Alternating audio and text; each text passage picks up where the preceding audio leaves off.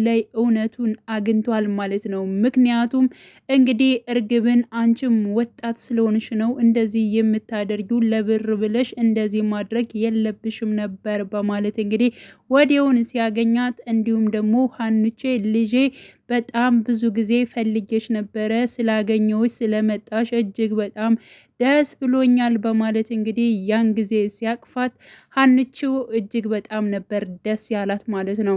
አሁን ላይ ምርመራው እየተካሄደ ባለበት ሰዓት እንግዲህ መስፍኔ ወይዘሮ ባዩሽን አይቷታል ከሕክምና ቦታ ማለት ነው። ምክንያቱም እንግዲህ እሷ ስራዋን እየሰራች ነበረ። ግብና እንዲሁም ባዩሽ እንግዲህ ከሆስፒታል ከመምጣታቸው በፊት ተገናኝተው ነበር። የት ሐኪም ቤት መሄድና የት ሐኪም ቤት መታከም እንዳለባቸው እንግዲህ ስታጣራ ነበረ።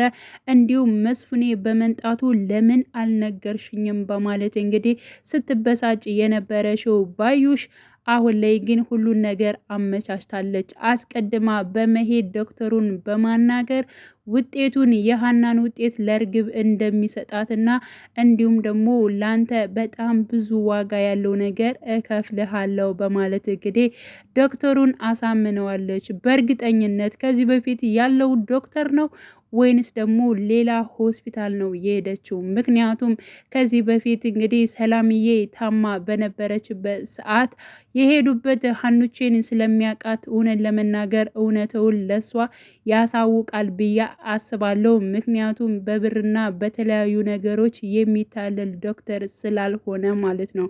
ግን ደግሞ ሌላ ቦታ ከሄደች በእርግጠኝነት የሀናን ውጤት አሳልፎ ለሀሴት ይሰጧል። ትመነምናለች እንጂ ተደብቃ አትቀርም። ሀንቾ እውነታን ስለያዘች ለእውነት ትታገላለች። ለእውነትም የሚታገሉላት በርካታ ሰዎች ይኖራሉ ከጎኗ ማለት ነው።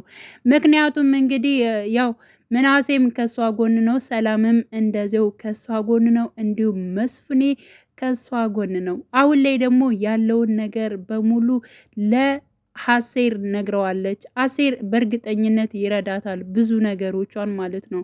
ምክንያቱም በጣም ስትጨናነቅና ነገሮቹ ሁሉ እንደዚህ የሆኑ ስሬስ ነገር እስከሆነ ድረስ እንደዛ ልጁ ስታለቅስበት ግራ የተጋባው አባቷ እንኳን ስለሆነችው ነገር አላወቀም። ስለዚህ አሁን ላይ ለአሴር ስለነገረችው አሴርም እጅግ በጣም ያግዛታል ብዬ ተስፋ መስፍኔም እንግዲህ የወይዘሮ ሜላት ባልም በእርግጠኝነት ይህን እውነታ ሳያወጣ በእርግጠኝነት አይመለስም ወደ መጣበት ብዬ አስባለሁ። ምክንያቱም አሁን ላይ ያላችሁበትን ችግር አይቼ እንዲሁም ደግሞ ልጅን ለማየት ነው የመጣሁት በማለት እንግዲህ ሁላቸውም እንግዲህ እሱ በመንጣቱ ደንግጠው ነበረ።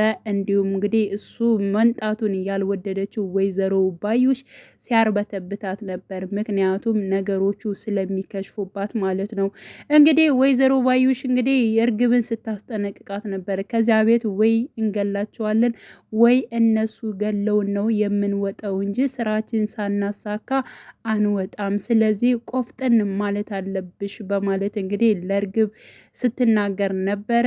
ወይዘሮ ባዩሽ እንግዲህ በቅናት ተነሳስታ ጓደኛዋን አብሮ አደጓን እንግዲህ ምንም ነገር የለኝም አንቺ ግን በየቀኑ በየጊዜው ልብስ ትቀያየር ያለሽ በማለት እንግዲህ እንደ ጓደኝነት እንኳን ጋብዛት ከቤቷ መታ በጣም እንዳሽሞር ስትናገራት የነበረችው ወይዘሮ ባዩሽ አሁን ላይም እንግዲህ አሁን የሷን ነገር ወደ ራሷ ለማድረግ ተነስታለች። እንዲሁም ደግሞ ከመስፍኔ ጋር ያለየቻት በእርግጠኝነት እሷ ትመስለኛለች እና እሷ ተንኮለኛና ነገረኛ እንደሆነች ሙሉ በሙሉ መስፍኔ ያውቃል።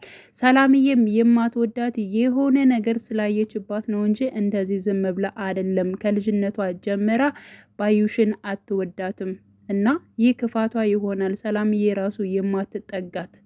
ስለዚህ እሷን ለምንድን ነው የምጠይው እያለች እንግዲህ ወይዘሮ ሜላት ብዙ ጊዜ ትጠይቃት ነበረ። እንግዲህ ሰላምን ማለት ነው እና ሰላምን ክፉ አድርገው ነበር የሚያዩት። ስለዚህ አሁን ላይ ሰላም ወይዘሮ ባዩሽን የምጠላባት ነገር ትክክል ነሽ ብዬ ነው ማምነው። ምክንያቱም ከዚህ ከክፋቷ ስራ አንጻር ነው እንግዲህ እሷ የማትወዳት እና ውጤቱ እንደሚቀየር በእርግጠኝነት ነው። ምክንያቱም ድራማው በዚያ መልኩ መሄድ ስላለበት ማለት ነው። ግን ደግሞ ያው ብዙ ነገሮች ስለሚኖሩ ከጊዜ በኋላ ግን ወይዘሮ ሜላት በጣም ይቆጫታል። እንዲሁም ደግሞ ሀኑችን የተናገራቻቸው እያንዳንዱ ነገሮችም እጅግ በጣም ነው የሚቆጫት ማለት ነው። ምክንያቱም ትክክለኛ ልጇ ሀና ስለሆነች አሁን ላይ እሷ ካለ እርግብ ምንም አይነት ሰው እየታያት አይደለም ማለት ነው። በነገራችን ላይ እኔ በወይዘሮ ሜላት አንዳንዴ አልፈርድም። ምክንያቱም እንግዲህ ከስንት ዓመት በኋላ ስታለቅስላት የነበረችው ልጇን ስላገኘች አሁን ደግሞ በተለያዩ ምክንያቶች